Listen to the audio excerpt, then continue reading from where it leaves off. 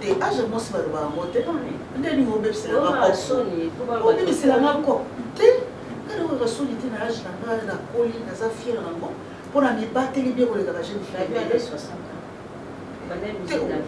wana elobi ka yo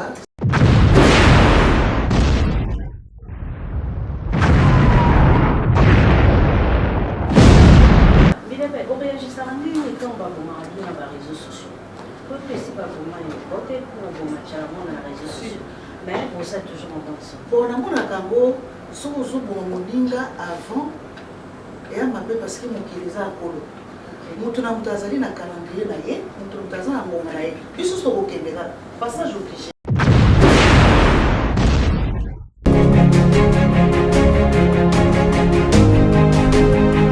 Voilà, vous êtes sur Antena, la chaîne de référence. Moi, c'est Virginie Manganga. Nous allons rester chez vous pendant 45 minutes à travers cette émission Étoile du week-end. Ce vendredi, c'est avec un grand plaisir de recevoir Mbiabel, chanteuse congolaise. Elle, vraiment, c'est l'icône de la musique. Mbiabel, bonsoir et bienvenue à cette émission. Bonsoir, merci à toi, Virginie. Bonne. Bon, en tout cas, santé, ça va. Ma camozo qui est bien. En tout cas. Alors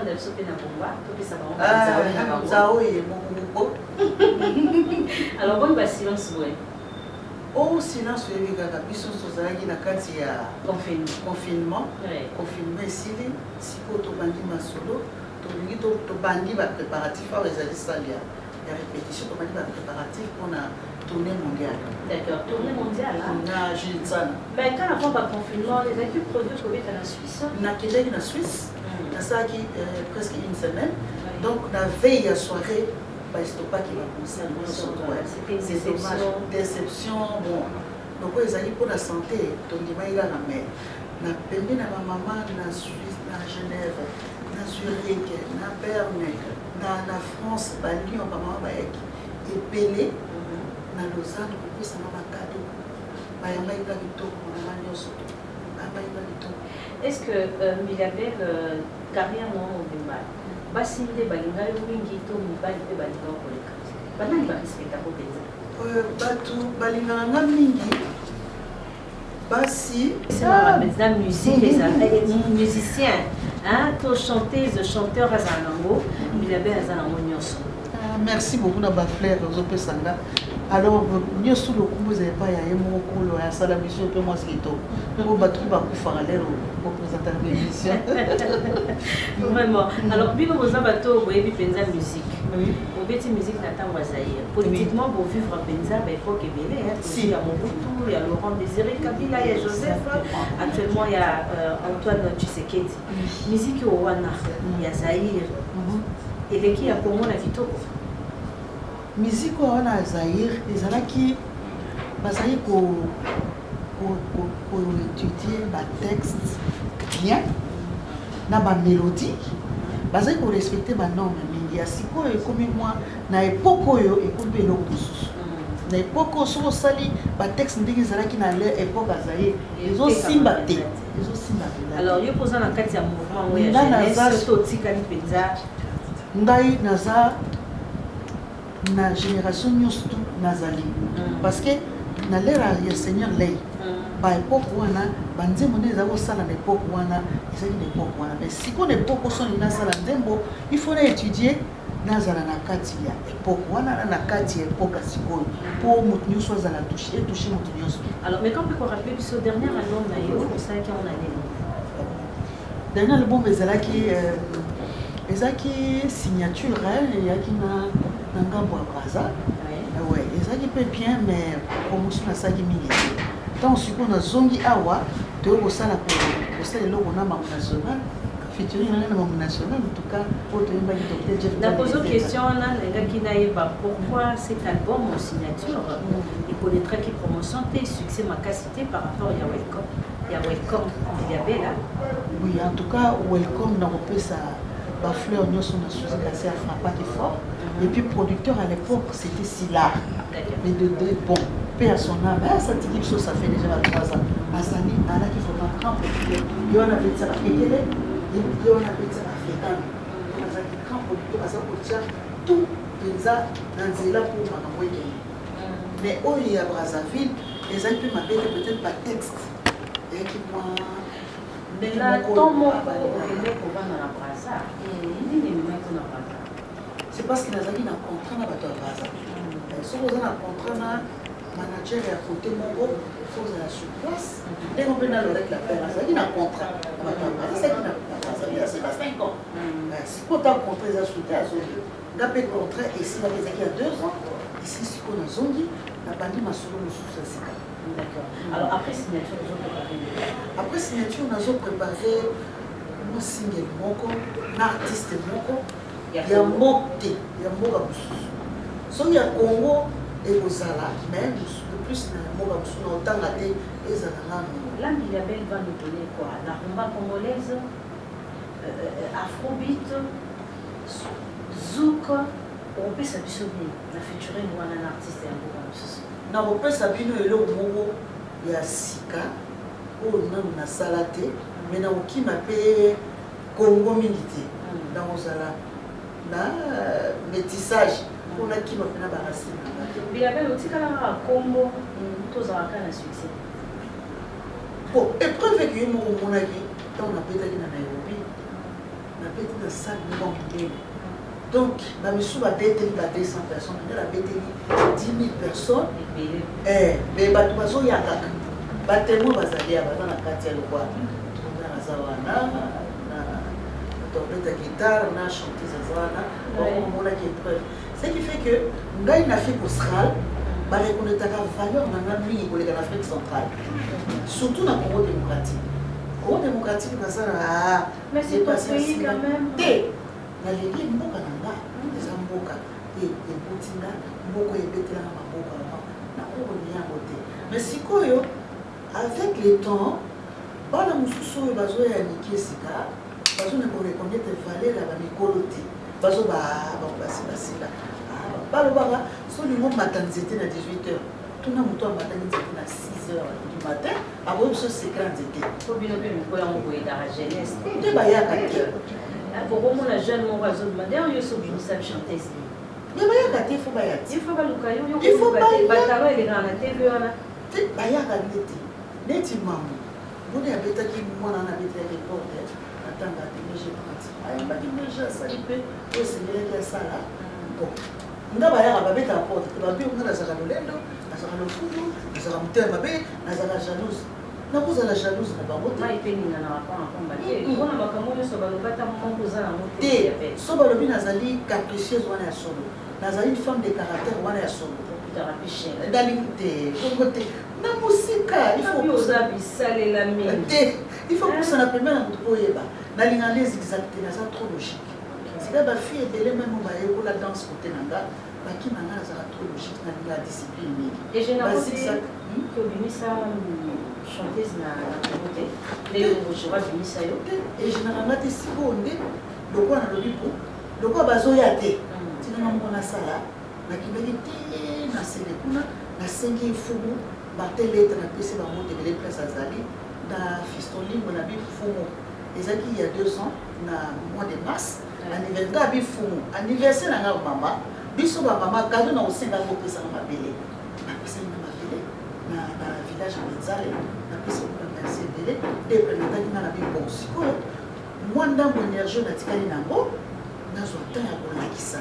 Ba jeune fille. Nazo lingana sala audition ba 18 à 20 ans. On a alors, tout éclairer opinion, besoin de ceux de partout. Nous ça la son. École. École. De formation. Pour permettre à Banabassi. Ça va Banabassi. Nous allons maîtriser l'humanité. Vraiment, on a Bassi. Vous avez Banabassi. Vous avez tout passé tomber la recherche. Pour la beauté, on a un mois si. Na maîtriser Banabassi bien pour n'arriver à pas servir sur la mission Bassi. Et vous allez plus facile. Bravo, c'est une bonne idée. Vous aurez trouvé l'image tout à l'heure. École de formation pour l'épanouissement des jeunes filles. Avant tout, tu as fait un musique. Total l'année où il y a qui composait Pierre. Ah oui, première Pierre. Pour un projet, espérons que ça sera réalisé Milabel. Bien sûr. Parce que c'est pour une première. Pour Bapessi, donc déjà, Nani, Fondation Judiciaire Bapessi, 2500 à Sima. Madame Mboki Mataya Onga apesi 2500 à ciment, Bingo Boss Roi Dollar apesi 1500 à ciment, Nani ici il y a quand même la fantastique apesi 1500 à ciment, Bingo Boss Roi Dollar apesi 1500 à ciment, donc Baba apesi déjà baton voilà pour tout pour Banda et donc félicitations. Merci beaucoup. Félicitations. La bourse n'est pas point été, il n'y a pas apesi 1500 à ciment. Il faut que le gouvernement puisse s'impliquer dans le Cameroun. Oh, là il n'a salé pas. Nasali pas par le maman salagate, nasali moi clôture munene, écoutez na moi mike na ngana zwaka, na lobi fona la kisamo. Siko moi ndambo énergétique nanga, il faut na tika empreinte yanga. Tout sur le Cameroun bien. D'accord. Totalement image. Voilà, nous sommes de retour sur le plateau de cette émission Étoile du week-end. Je salue depuis Lubumbashi Alain Sekemunyo. Aux États-Unis, je salue Serge Kabourabuza, sans oublier Yaouli Michel. Alors, on est dans tout à l'heure, c'est vraiment. Yaouli Michel, qui déjà. Normalement, il faut miser. Les alliés, pour la main du Gabet, les alliés pour la Congo, en Afrique. D'accord. Alors, dès tout à l'heure, et c'est une politique. Dans notre politique, et s'impliquer dans la politique, s'impliquer dans le projet, parce que les projets sont très vastes. Voilà, bénéficiaires de les habits sur la Congolais. Exactement, parce que vous avez un cas travailler pour la maintenant au binati. Et vous allez comme beaucoup bilingue aussi. Vous avez la couture, l'esthétique, le belé, la tâche ménagère. Donc, ils ont la branche belé. Ils ont la branche belé. D'accord. À part ça, oui. Donc, à part danse, à part Oyemba. Donc, vous formez des jeunes filles. De quel âge à quel âge? De 18 à 20 ans. À 20 ans. On a les mineurs, voilà, problème. 18 ans, c'est déjà majeur, donc 18 à 20 ans. Mais il faut pas l'accompagner dans mes parents. Jour pour ça la inscription, il faut pas accompagner dans mes parents, dans l'identité, tout et tout. Parce qu'on ne sait jamais pas la base, parce que moi, mais est-ce que comment pourquoi intégrer l'école? Après, si quelqu'un a béni, avec le numéro 09 99 19 65 12. Voilà le numéro na bino sur bien mon. Exactement maman beaucoup numéro. Na numéro wana siko ba kozwa muto répondre bango. Na kopesa bango ba condition ba nzembo nini oyo ba ko répéter. Poto zwa. Ba nzembo na okaka. Te ba ko répéter nzembo mama. Nzembo mama ça la succès parce que na zanga beaucoup il faut reconnaître biso basi bana tout ça là vraiment ils apprendre tout ça, ils sont la musique congolaise, en particulier congolaise, mais en général africaine. Donc, tu es pas la monde baya, pas pour ça la famille na biso, pas tout na biso, ba maman secret le quoi dosa vivant, dosa vivante. C'est quand les années, et ça c'est très bien les années na ba principe. Pour vivre longtemps na musalango, et ça na mibe ko mingi. Oh il faut respecter. Sans respecter en mode ça la passe. Et ça to iya na musala nga koyeba parce qu'on a besoin de base toye procédure non différence à moi est-ce que mutazwa na musala koyeba ayebi koyeba ou bien linga koyeba et comme des choses mais quand on voit la mention sur la bon il faut ce qu'on ça la carrière il faut ça la choix son mobile on va le dire que bon chérie na kondima OK na kano ba tourner na zela kayo na bana voilà boyokani. Mais si on a le but qui est dans le côté, on a ce que nous dépend de Yomoko. Yo ça rachète la musique. Là ça rachète la musique. Oui, ça rachète la musique. Va proposer un peu ma balle au et belé. Non, non, tout la tête. On va proposer que belé. Donc il y a mon qui bazo pour imposer que le Moko et si malade. Parce que tu sais, carrière dans foyer, ça va bon ménage. Et si malade par rapport à mes balles. Mais chez les blancs, les marchaka, dans les États-Unis, on n'a pas la même culture. Même pour avoir un mari chanteur, ça peut aussi aller. Ça peut aussi aller, mais il y a des fois, il y a la mort ma coffre toujours. 40 ans de carrière. 40 ans de carrière, en tout cas, on a gardé ma souvenir, il y a positif. C'est-à-dire relation, il y a toute l'Afrique, et ça, il y a tout ça va faire nous sonner qui n'est pas Merlin, père son âme, à l'accès, c'est ma formation à bien. Nazaki, moi, si mon oyo, à l'IGA qui nous sert à Bakassi, n'a mis ça qui à fond. Là, qui va zigzaguer, qui donne la discipline. yamona esimba na 40 ans ko olimbisa ba isanga non ko ke no beta kuna bon nalimbisaki bango nano bien te po basolaki bien te oyebi ke basolaki bien te eyaka boye ofingaki mama obongisi bakado ya kitoko mais bon tozaka bato nakolimbisa basi nazuba pardon ngo ebele olobaka 40 ans bien mais so babe olobaka age nga oloba te age mosi balobaka ngo te ndeni obebiselanga ko te nalokaka soni te na age nanga nakoli naza fiere nango mpona mibateli bien koleka bajeune fille wana elobi kaka yo salangage pour toi engagé ka ye te pro des nga lobi age nanga nalobi meka kutu te obebisa biso ko ta bazozilanga so na Kenya bamwa nkoko moko te oyo abali kotia biso maboko po eko ndenge ezofungwa fo bikebike ekotana nasona na mbongo te nabelaka fievre makasi tika ata oproducteur aza wana yesolala ya tosinye bofievre 40. D'accord.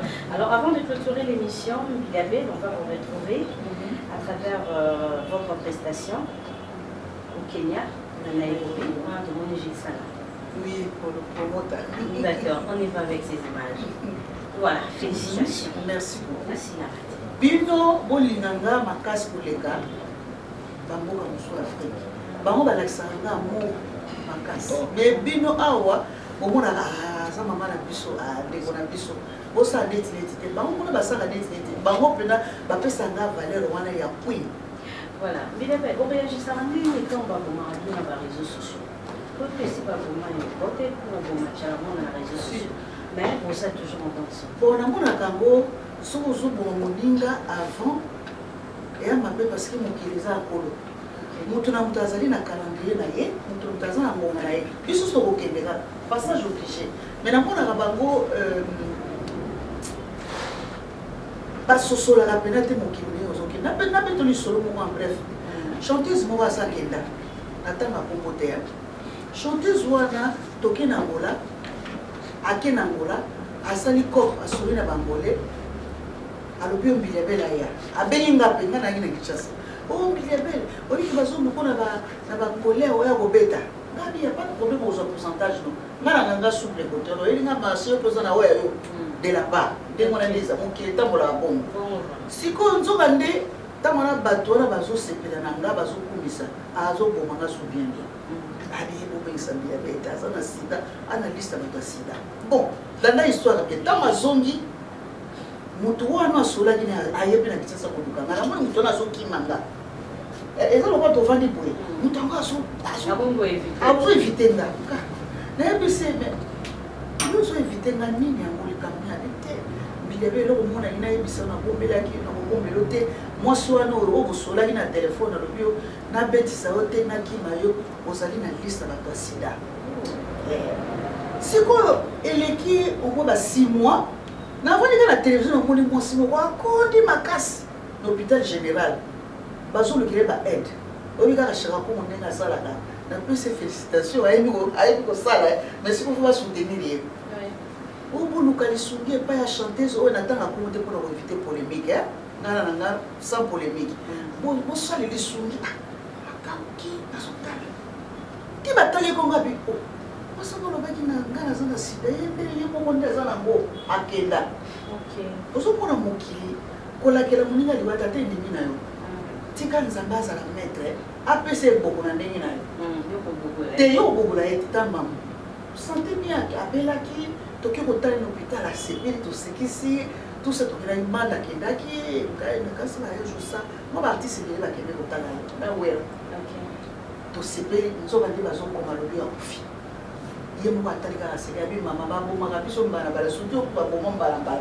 bazila jour moko kokoka sokokolekokekokiti yainga tuna génération na yo mpe génération ye après bino tongo bachante za bongwani aomosalela nzambe abi musiki obino kosalela ya mokili Bilabé yo okongwana te ça dépend okoma ngoso azolongo na ndenge nini parce que ntango toza motu na moto azali maître ya makambo na ye ya vi na ye ya bikumba na ye ntango toyembaka awa nga Bilabé nazala so nalingi nayemba bamisie bazali awa nabenga bango tosali priere tobi nzambe yo moto opesa biso mosala pesa biso courage tobeta kitoko bato basepela eza mosala opesa biso tokenda na biso te na se ya ndako moko ya mabele na mbeki tosala yango te motu nyonso to azali maître makambo na ye soko asalaki oyo asalaki abiyebi moyen na condamné te parce que soki nzambe abengi yo te okosala forcément te mpo soko motu moko asala obana nga nasala église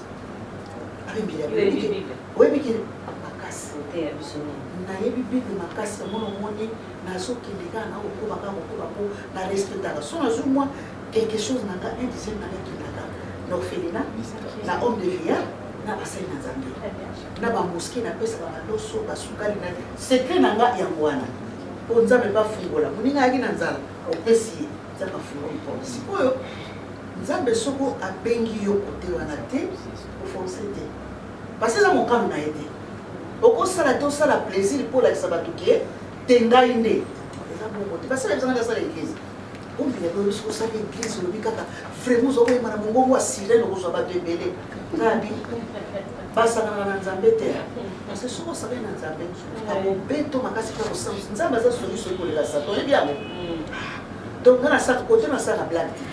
Voilà, merci beaucoup. Tournée mondiale. Oui. Fait Sanga et Zapoya. Oui. À part Shinge les autres préparés, l'artiste Moko. Totina nous. Dans le Bakongo, on a été. Bon, on a aucun surprise. Alors, à la Kinshasa, va programme qui nous a. En tout cas, à Kinshasa, à part la répétition, donc toujours bongama bien pour Tokende, pour la tournée africaine, pour Karamite Tobeta na Tanzanie, na Zambie, et ça, Pembe Kata. Après, on est de continuer la tournée mondiale, tout ça, Canada, Amérique, Japon, Chine, Corée, Turquie, donc il va Londres, Allemagne, tout ça. Toujours qui est tourné. Dans même image, moi, c'est mon réseaux sociaux, moi, là, moi, il y avait la zone. Moi, la Gaza, il y a un Seigneur, il y a un Seigneur. Alors, ça, on va ramener au sous-sous, il y a plus d'informatique. azosunga biso na boda na nzanga azobetela na bacontract parce que eloko aza bilingue azofacilite biso tâche. Merci beaucoup. Alors, invité Mamouta, il a juste ça là. Bon, je suis un peu à la soupe pour tenir ma question. Tout le monde, il y a un hasard pour nous, prochainement, mais merci vraiment, merci beaucoup. Donc, tout le monde a raté. La possibilité antenne A, en tout cas, merci Niki. Henri Noël, merci. L'équipe technique, nous sommes là. Nous avons tout à Kalama, nous avons Congo, nous sommes là. Il y a Rigo, Nana Kalamba. Oui, Nana Kalamba, il y a Rigo, Nana Nimousou. Merci, oui, vraiment, merci vraiment Ndengoyaki. Donc, ils ont la soupe quoi. Merci beaucoup. Alors, c'est fini pour ce vendredi, chers amis. Demain, c'est la rediffusion de cette émission à partir des 12h. Moi, je vous retrouve la semaine prochaine pour un autre numéro de cette émission Étoile du week-end. Là, je vous demande de rester branchés sur Antenne A et pour programme continu.